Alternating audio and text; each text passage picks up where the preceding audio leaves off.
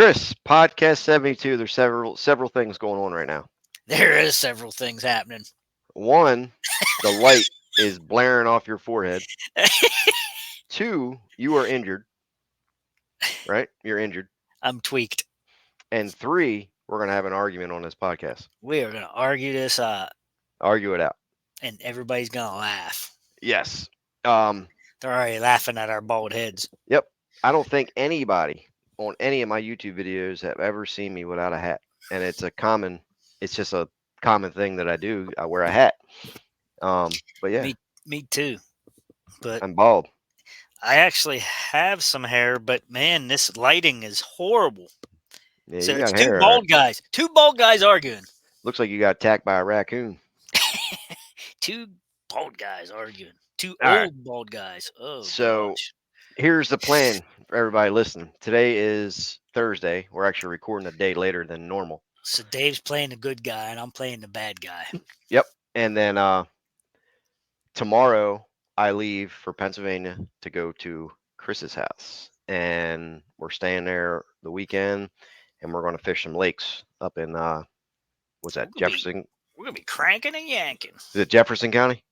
Well, where I live at, yeah, but I think where we're Don't, going. don't say the name of the lake.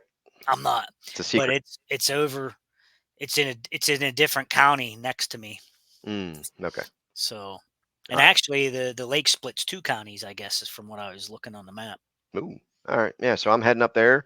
We're gonna do some fishing, and we'll probably. I'm sure we'll probably shoot a video or something. But we have a whole It's weekend. not downpouring.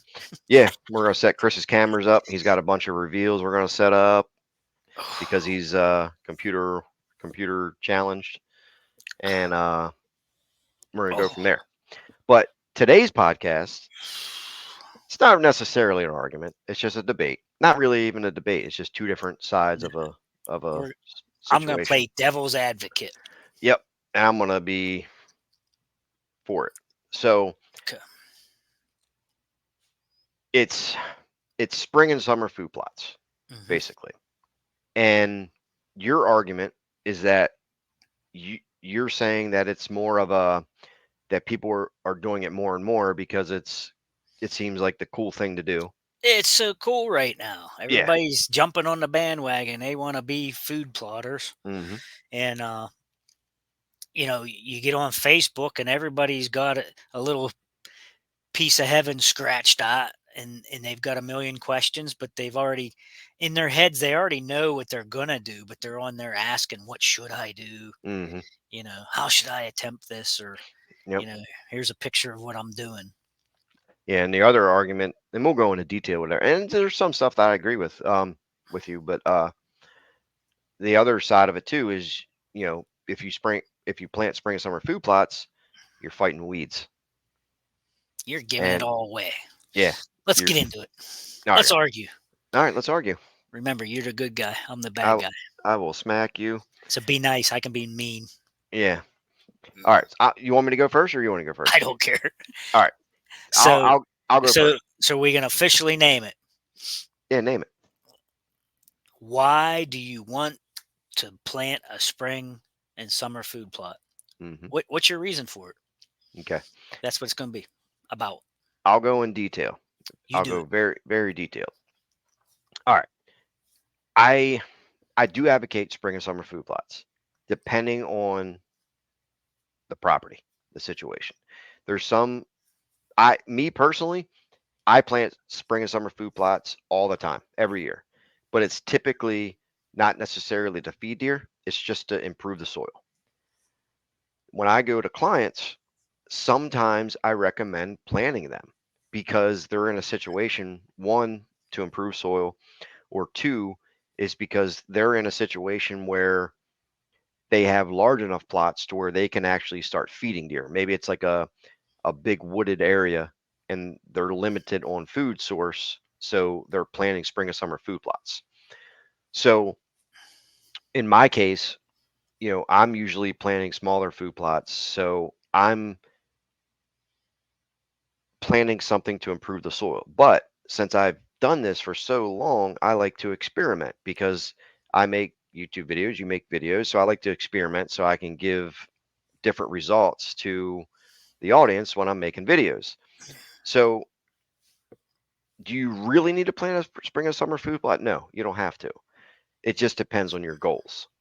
Um, in big woods areas, planting spring or summer food plots, I think can be more beneficial to you than it would be if you were in an ag setting planting spring or summer food plots because it doesn't make sense. Um, some people will say that planting spring or summer food plots, you can't improve a deer herd. You know, that's an argument. I think it just really depends. I mean, I think that we proved that at the old farm was constantly having food source there spring and summer and the fall. It drastically improved the deer herd. Um, I think there's a lot of cons to it, but there's also a lot of positive. If you're planting spring and summer food plots and you want to get on the trend of planting, soybeans, most people are going to fail at it. Like, do you really need to plant soybeans? Probably not. The other part of this is weeds. You're going to have weeds. Me personally, I've done it for so long that I know how to kind of mitigate weed issues because I'm not going out there disking just for the heck of it and leaving bare soil. I'm always having something in there. Like my plots now are clover. Very minimal grass is coming up through there because it's thick and lush. Weeds can't come up. Now I'm getting ready to actually burn that off and plant soybeans. I'm planting a mix from Domain because I want to experiment with it. Would I tell the average person to do that? Probably not, because I would tell them to probably plant something like, buckwheat or oats or maybe an annual clover. Or it just really, there's so many variances. Um, I don't really have weed issues. Sometimes, some weeds may come up. Sometimes they don't. And obviously, if you're spending the money on, your seed and your fertilizer, you want that seed to grow. You don't want weeds to grow. So I'm seeing a lot of failures in the spring and summer because I agree with your part of saying that it's cool to do. I'm seeing photos online on social media where I'm sure you've seen the same ones where people are in the middle of the woods, they're just blowing out or raking out a 10-yard strip by 20 yards and trying to plant something. Well, in reality, what is that going to do? Oh, nothing. Like that's not doing anything. So there obviously a balance to it. Can it be done? Yeah, I do it every single year. I plant spring and summer food plots. Would I tell the average person to do that? Probably not. But like I said, I've done it for so many times that I know how to kind of fudge thing either way, to make it work. And depending on goals, does somebody need to plant it? Well, if you're trying to feed the deer and you're limited on food, you're in a big wood setting and there's no ag around, sure, it's going to help. What's the alternative? To leave bare soil and not do anything? So, like you always say, plant 365. Well, think about, I think most people should think about improving the soil instead of feeding the deer. Feed the deer in the fall so you can hunt over it. But it all goes back to goals. You should always start with habitat improvement through timber cutting, but most people can't do that. So they rely on their food plots to feed the deer. But I think that, again, most people should focus on improving soil instead of feeding deer through the spring and summer. They focus on fall food plots and stop following trends on social media of it's springtime, I have to plant something. No, you don't have to plant something. Think of your goals. Stop following other people and what they're doing and focus on yourself. Don't follow what somebody else is doing. It's okay to ask questions, but don't do it just for the fun of it.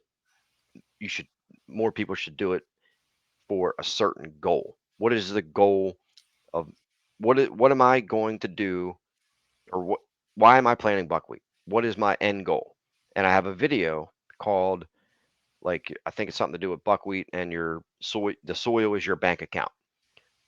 Improve the soil, put the money into the soil at first, upfront costs. So therefore, later on, it rewards you by not having to put anything into it, and it's giving you a better crop. The same with farmers. Put the extra cover crops in, put the cost up front, and it'll reward you later on.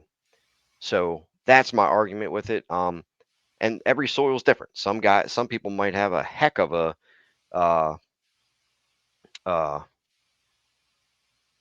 why can't I think of the name of the weed that comes up? Anyway, Ragweed. ragweed. Some spots, I mean, I've seen them literally overtaken by ragweed. Stuff grows like like crazy.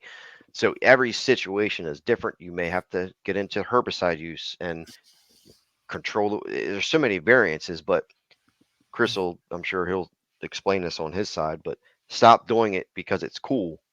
Mm-hmm. Do it with a goal in mind. That's my argument with it. Okay, time to be the bad guy. Yep. So, yeah, I think there's a lot of social pressure out there that people want to do it because it's cool. If they're not doing it to improve the soil, like you're saying, they're doing it because it's cool or they think they're feeding a deer. Okay, so why why do you want to start your process in the spring or summer? Well, I would say that you need to back it up. You had to you can't start something from scratch in the spring and summer. That's just not a good idea. You can, but it's not a good idea. And I'm going to explain why. Okay. This year, I seen and received a bunch of questions of people because frost seeding is a buzzword. Everybody wanted to frost seed, get clovers and chicories in the ground, you know, on unprepared soil. And they explain which.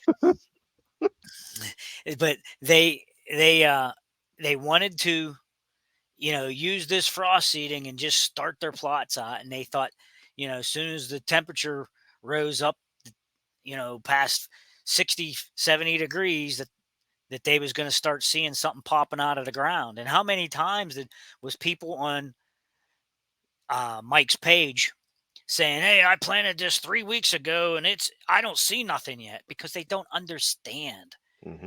and they're not.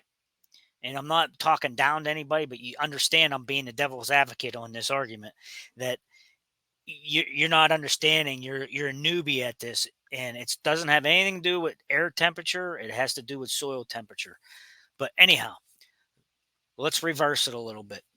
So if you want a spring and summer plot, last fall you should have prepared your ground. Okay, which means weed control should have been done then. Soil health and soil samples should have been done either then or first thing in the spring, because if your soil is not, your pH and things are not on point, all you're going to be growing is weeds mainly. I mean, you're going to get a little bit of some clover coming here and there, but you're not optimal.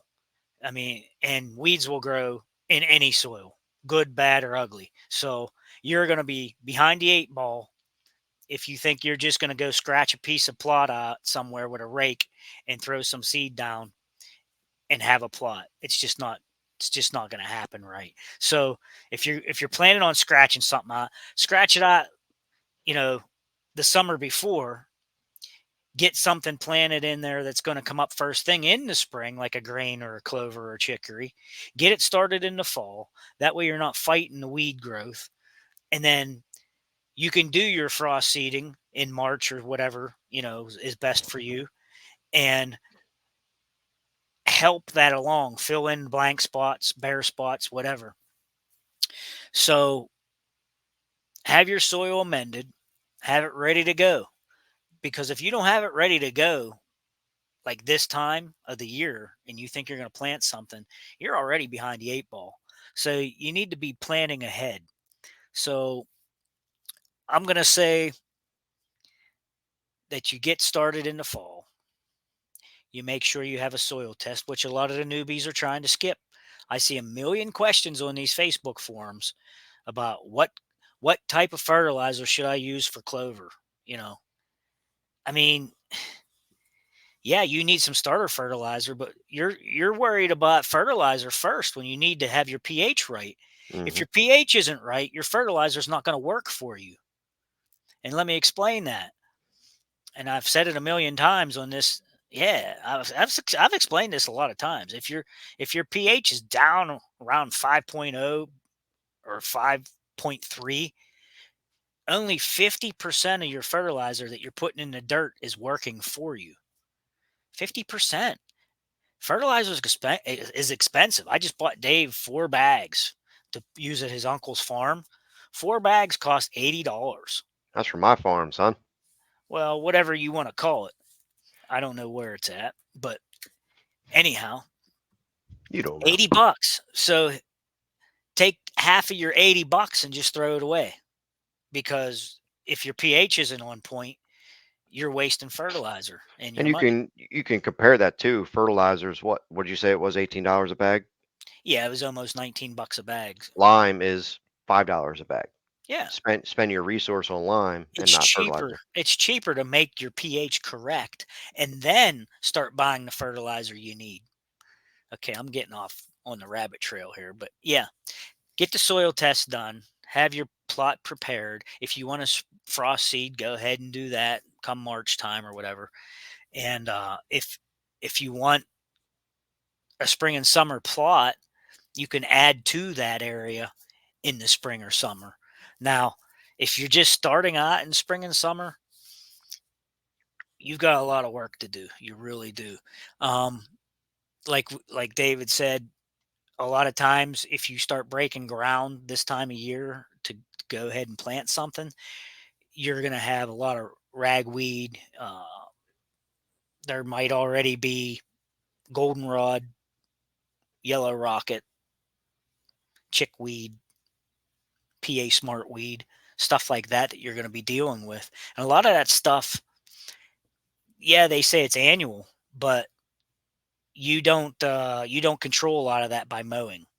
You see on the Facebook forums, the guys are saying, just mow it. Don't use chemicals.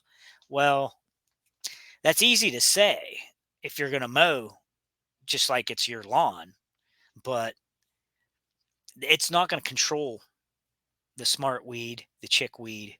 You need to spray that type of thing. Yeah, think of your yard. You mow your yard, it grows right back. It doesn't Yeah, kill the grasses. no, it doesn't. So there's stuff out there that you're not going to kill by just mowing. It just Hmm. keeps coming back and coming back. So you're going to have a fight on your hands. And a lot of times it overtakes what you've planted, especially if it's a perennial. Perennials grow so slow that the grasses and weeds overtake them. So keep that in mind. Did I miss anything? What was I get? I don't know. Sounded good. What else can we say? What else Well, can what else can I raise a question about? I would say too, or what you said, if you're like on my side, if you're planting spring and summer and it's a brand new plot, like you may need to go into that area and burn it to the ground. Glyphosate, 2,4-D, grasses, we kill it dead. 2 weeks later, disc it, wait for anything to regrow, Yeah, spray it again. Like there's a process with everything. but let it be known that the 2,4-D has a residual behind it, and It that you're does. gonna you're gonna have to wait at least 3 weeks before you plant, Hmm. because it will stay in the dirt for a while. Yeah, Now the it's Gly, they claim as soon as it hits the dirt, it neutralizes. You could seed and spray the same day. I still don't trust that. I would still wait a couple weeks, but that's my opinion. yeah, it's. I mean, there's prepping anything. Even if you're starting, say you're just doing fall plots, you Mhm. still got to prep it. Yeah, You s- sure. in the summer, you still got to spray. Clean that area up, get a good seed bank, Yeah, and like you said too, a lot of guys are skipping all the important steps because right. one, either they're just not educated to do it, or they're just so excited. Like, hey, I want to plant a plant a plot, so they go do it, and they skip all the important steps. Like majority of the people that I see on these forums and stuff that are posting pictures, like, hey, I planted this a couple weeks ago. It doesn't look good. And if you look at it, I can tell you right away within 2 seconds on what's wrong with it. Most of them, one, usually it's the plants, they're just flopped over. Majority of the cases, the plants are just flopped over. It's either low pH or lack of sun. Yeah. And you can't just go in the woods and just plant something without sunlight. Like you have to have sun. Well, how many pictures did you see this spring of people saying, "I want to plant in the woods," and they had a picture of their woods, and it was just a forest, Hmm. you know. And as soon as the leaves come on, that place would be so shaded out. Hmm. You know, a lot of the seed needs 6 hours of filtered sunlight Yeah. minimum. I seen Minimum. somebody said yesterday, somebody was asking, what can I plant in the woods with like no sun? Somebody commented and said, plant oats. They grow anywhere. No, they don't. You got to have sunlight. Still, yeah, you need it. It's just not going to work out too well. And usually, these wood plots are very acidic. The soil's very acidic, Hmm. and all that. So again, spring and summer food plots definitely have a place, but just It's like with you anything gotta else, have a plan, and you have a have to do the plan. preparation. It's all about prep. It's all about prep. It's Or all. you get the guys that plant something and then 2 days later they are online posting saying it's not germinated. Hmm. It's dude, like it takes time. Like give it time. You I gotta mean, have. Mike from Domain, I don't know. He made probably 3 different videos where Hmm. he specifically said, "Guys, give it time, be patient. Our ground temperature isn't even over 50 yet, Hmm.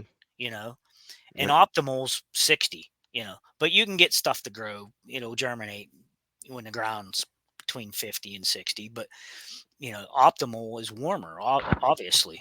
Hmm. But these people are all posting this stuff, planted this, planted that. I don't see anything. Should I replant it? And he literally came on there 3 times, made 3 different videos saying you need to be patient, just Yep. wait. And then, you know, in the beers and bucks section when they're having their podcast, like guys are typing, should I till this back up and replant it? And of course he just skips over those questions, I mean, because Hmm. he's not going to address silly stuff like that. Yeah. Well, like I mean, your annual seeds love heat. Like your think of annual seeds.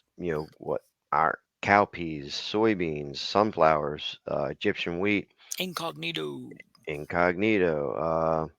Your like that stuff. Buckwheat. I don't know if I said that, but it loves heat. Hmm. It loves heat. Like you gotta wait. Like what's today? May. Like we're nearing June, and I mean it's prime time. Like the first week of June is going to be it, man. Today's May 9th. Technically, I Tech, could plant. tech, we could Technically, probably get away with it, but get away with it. you But might get a frost. You might get a stray frost it's here. still very possible that you get a frost. Yep. I could have maybe planted 2 weeks ago. The soil temp is it's still borderline. Yeah. Um, but where I'm at, Western PA, where my farm is, the ideal time to plant seems to be like Memorial Day weekend. That seems to be the safe point. Yeah. It's adequate. And by waiting longer, you're allowing the weeds to grow for you to kill them. So a lot of guys planting end of April, early May, and the weeds haven't even really germinated yet. So they go to plant, then you get the warmer temps, and then you get a flush of weeds, Big flush. and then it's like, what happened? Well, It just no, smothers you out. you wait till the weeds Are have grown, established. have the adequate soil temperatures, then Hmm. you kill them, and then you plant. Yep. They have to So be actively growing to be able yeah, to spray them and kill them. it's just a rush with everything, and Well, I I've seen a bunch of people say, "Do this early, get it in, or put this in before the leaf canopy comes on," and that type of thing. But that's they're not telling you the whole story either. mhm, You know, you put it in early, like you just said, you get that You get that flush, and it smothers out stuff. You Hmm. put this in early before the leaf canopy comes on. If you're worried about leaf canopy, obviously you don't have enough sunlight. So you answered your own question. You should be removing some trees or something to get some extra sunlight in there. And I get, excuse me, I get why most people are doing that because they're leasing ground or and they don't have permission to cut trees for sunlight. Yeah, Well, I get it. I mean, could you try it? It might work, it may not, but I right. mean, don't I just think that if you can't cut the trees to get adequate sunlight, you're most likely just wasting your time and your resources, Yeah, unless you can get adequate sunlight. Maybe Mike had a good video on there the other day. You know, if you're on a ag setting, leasing a farm or something or permission farm, and the farmer's planting, the fields, ask if you can just get a little corner of yeah. the Ask if you can get field. a quarter or half acre or something. Give the farmer, $100 or something, and or a couple $100 and get a little corner of the field to Yeah, allow you to plant. I mean, that's better than trying to go in the woods and trying to fight all the trees, robbing the moisture from your plot, and acidic soil and all this other stuff. I mean, I had to pay the farmer where I'm at, where I lease, because I'm taking an acre of field from him, so I got to pay to take that from him. So um, it's just an option. I mean, there's other spots where I could plant, but it's kind of in the woods, and yeah. it's not really worth it. So. No, our intention here wasn't to discourage anybody, but we're trying to let you know your preparation starts last fall if Mhm. you wanted to plant something this spring and summer. Right. So this fall, because you're probably going to fail this year, or who knows, you might do okay. But this fall, be ready. Do your prep. If you're putting in a fall plot, mix in some clover and chicory or some grains with it now, so that in the spring you've got a flush of something green coming. And Well, like Dave said, that'll help the soil. It'll build the soil. You'll have something in the ground 365. You know that the clover that's there is banking nitrogen for you for springtime. I mean, it's just a better idea, you know, to when you do something this fall, it'll help you next spring. and spend your resources on lime first. Right. Yep. Um, Yep. Get your pH right, or your fertilizer's not working worth a darn for you yeah. anyhow. And one last thing that I have is, if you look at all the YouTube videos out there that people are making videos, all the social media posts from actual people that are teaching food plots, look at their food plots. Mhm. They're beautiful. There's a reason why they're good looking. It's because they're following the proper steps. They're Yeah. not trying to plant something in the woods, um, and all that. So there's a difference there. You got the guys that are struggling, but then the guys that have these amazing plots. Well, That did you notice though the big name brand YouTubers don't have any woods plots? mm-mm, They only have field plots, and mhm, that's what they show, and that's the pictures that they have in their videos, and everybody's like, "Oh wow, he's a food plot god. Look at his plots." mhm, Well, yeah, because he's out in full sunlight, yeah. and he's done his Well, preparation, and he's done his planning, and he's yeah, got his pH correct, and it's easy for him because he's been doing it for years and knows all the ins and outs. yeah. And you're looking at him like a god, trying to figure out how to make a mirror image of that. Well, look at the old farm where we cleared out that in the woods area. Yeah. We removed the trees. We used four wheelers. We used chainsaws. We drug them out of there. We Hmm. opened up a spot in the woods. The Hmm. pH was a 4.2. Hmm. We put tons of lime into this little Literally tons. quarter acre little area, and it was amazing. Hmm. But because we followed the steps, we fixed the soil, got some sunlight in there, rotated crops, and it was amazing food plot. So it can be done in the woods, but you just have to follow the steps and realize that these plants need sunlight. Yeah. Have a plan. Yeah. Yep. So might have stepped on some people's toes today, but Be all right. I think some stuff needed to be said. Um, I would I still say get your plan, Hmm. follow the right steps, Yeah. and hopefully, I know that a lot of people out there don't always like to spray, but there's certain things out there that mowing will not kill. Hmm. You know, like Dave said, just like your lawn. When you go mow your lawn, you're not killing your lawn. That stuff just keeps on coming. Yep. So That's why it's important with adequate seed rate. You're putting on enough seed to shade out any weeds can come up, and you know, there's a lot of tricks. There's a lot of things in there to mhm, to get it going. But yeah, so it can be done. can be done. That's podcast 72.